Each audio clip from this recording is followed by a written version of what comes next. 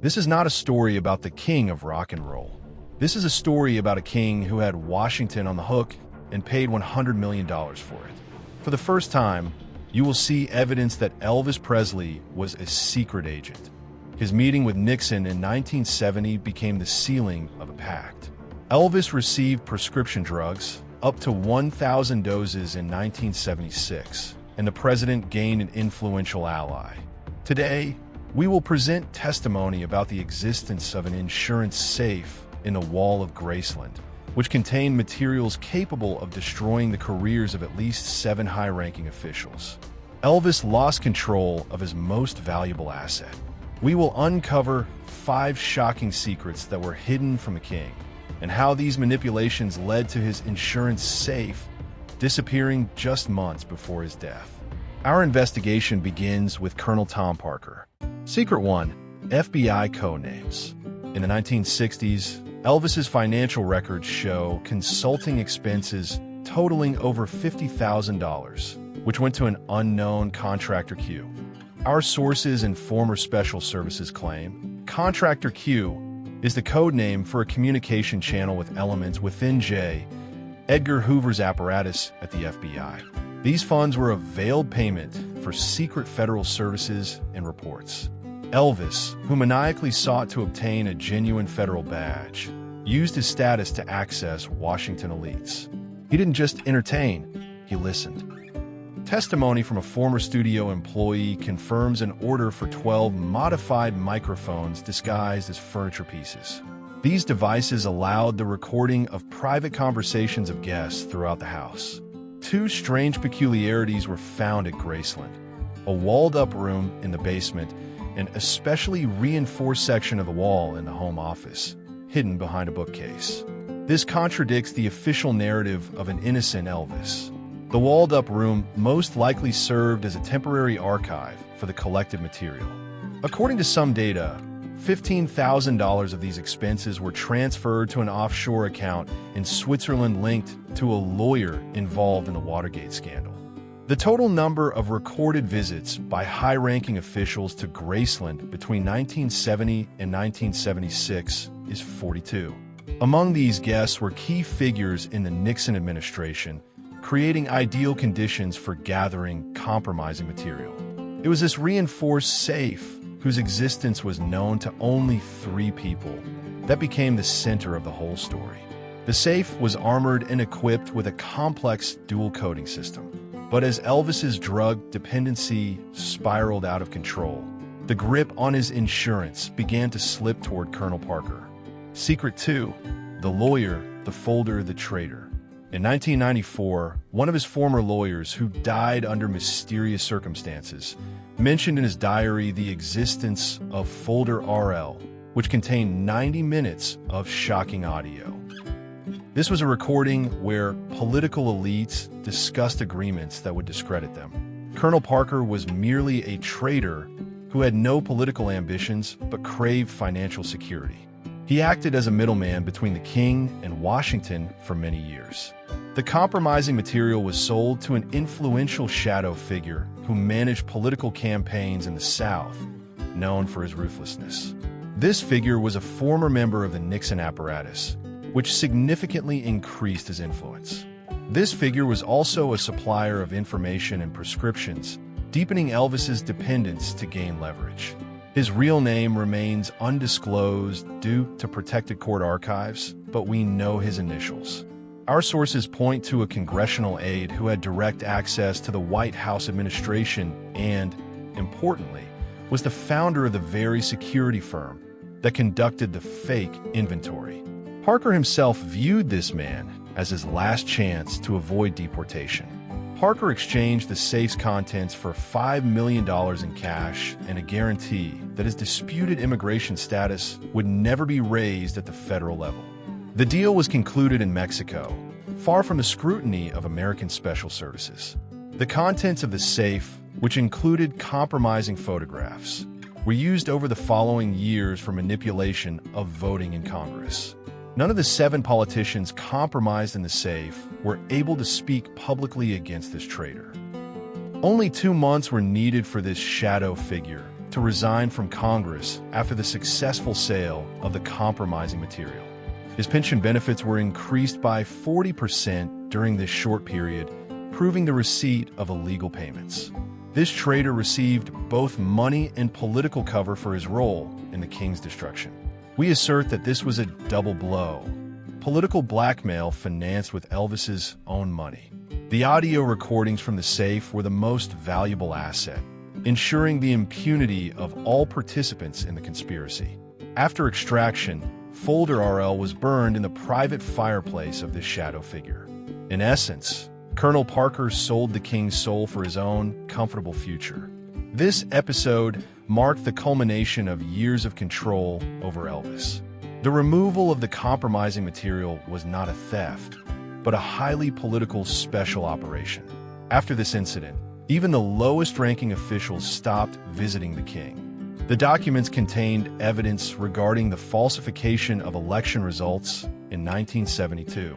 The traitor from the White House used his role to enrich himself and evade punishment. This figure later used the compromising material for personal gain 2 more times. The disappearance of this material was the final straw for the already broken Elvis. According to experts, the secrets from the safe could have influenced the history of an entire decade. Thus, the compromising material disappeared and was used against its creator. But is the safe truly empty? The third secret leads us to the cover-up operation. Secret 3, Operation The Last Show. In 1977, his medical chart records an atypical spike in dosage, exceeding the norm by 300% compared to the previous year. This was a direct attempt to silence him, as he began openly speaking about his insurance policy and Parker's betrayal to his confidants. Elvis felt that his entourage had become a trap and took desperate steps. In May 1977, Elvis desperately tried to fire Parker, but the colonel, through his financial control, completely blocked all attempts. This last attempt at rebellion was suppressed harshly and with unprecedented speed. He blackmailed Elvis with the publication of the most intimate details of his medical history. Parker used this time for the final secret, Operation Cleanup.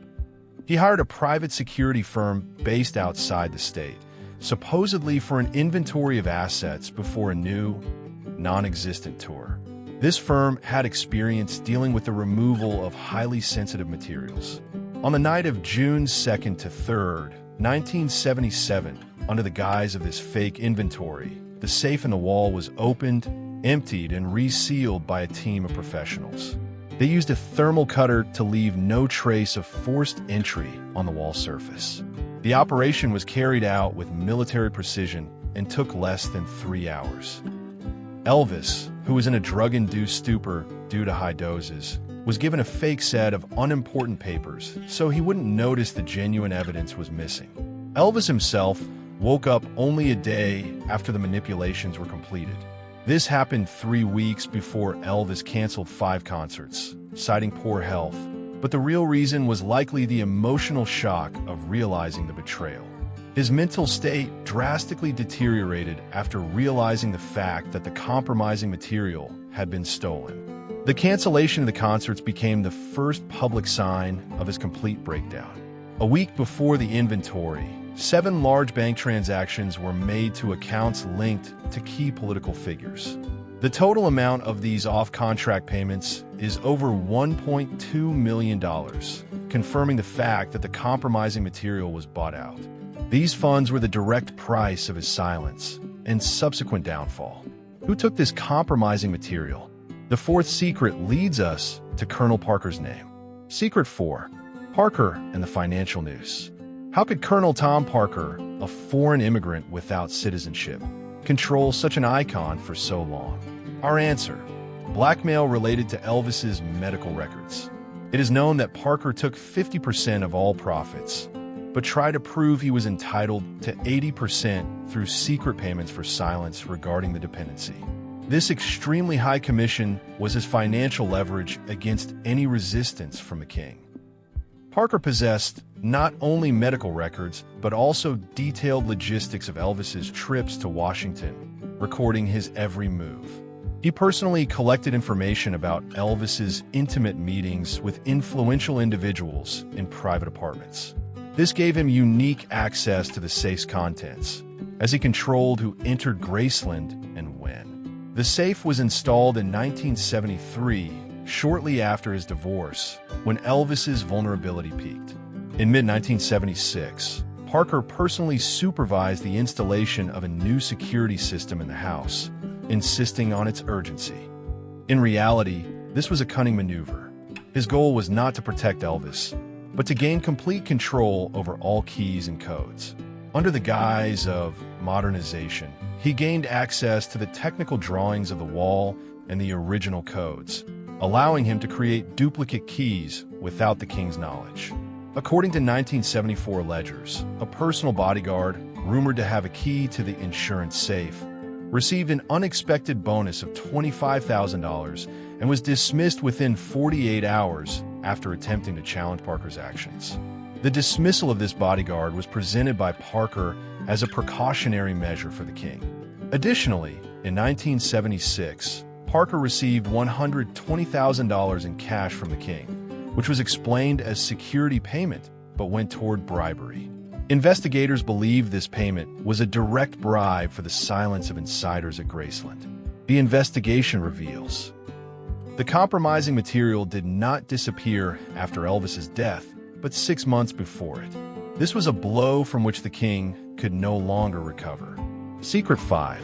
The safe, the king's confession. Despite the main compromising material being removed, our expert, using ground-penetrating radar, claims there is still a hidden cavity in the wall of Elvis's office, measuring 20 by 30 centimeters, too small for folders, but ideal for one notebook or microfiche. Parker, rushing, might have missed this last, smallest element of protection. He focused on large volumes, ignoring the tiny hiding place. Elvis constantly carried a small notebook with a red leather cover, recording his deepest thoughts in it. This notebook could have been disguised as an ordinary song notepad. Our theory: he made a handwritten copy of the most important details or a personal manifesto where he listed the names of everyone who betrayed him. This manifesto could have been his last will to the world, exposing the conspirators. This safe may still contain the king's last written record, his final confession addressed to the world. We believe Elvis hid it after he realized a large safe had been breached. This cavity, walled up in the concrete wall of Graceland and located 7 inches below the original safe location, is the last repository of truth that they are afraid to reveal. We believe this mini-safe was his personal black box. The ground-penetrating radar revealed that the density of the wall at this point differs from the norm by 15%, technically confirming the presence of a small cavity, not solid concrete. Thermal analysis showed a slight anomaly that may indicate the presence of organic material inside, such as paper or old fabric. The thermal non-uniformity indicates the presence of a foreign object inside the wall. The hideout was perfectly disguised to withstand even professional inspection. Our research indicates that the cavity was made no later than July 1977. There is a version that the notebook contains coordinates to another, more secure hiding place. Special tools are required to open it, as there are no visible mechanisms. We believe this mini-safe is still the only real proof of Parker's betrayal. The notebook may contain precise dates, names, and transaction amounts. It is still waiting for someone who dares to disturb its peace. The location of this niche suggests that Elvis sought to leave a message that could not be easily found. Accessing this tiny cavity requires the complete destruction of that section of the wall, which deterred investigators. Perhaps that is why Parker left this last small item, considering it insignificant. The history of Graceland hides more secrets than we can imagine. The king's last notebook is his silent scream against the injustice of the world. This place, this wall, is a silent witness to the fall of the king of rock and roll. We have proven that Elvis had all the tools to blackmail Washington, but was destroyed from within by betrayal. We have proven that the king's safe was real, contained compromising material on politicians and was stolen by Colonel Parker months before Elvis's death. Elvis Presley was not just a victim of addiction, but a victim of a political game. But this is only the beginning. Did Parker truly manage to remove absolutely everything?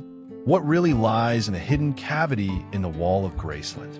Stay with us, subscribe to our channel, so you don't miss our next shocking investigation.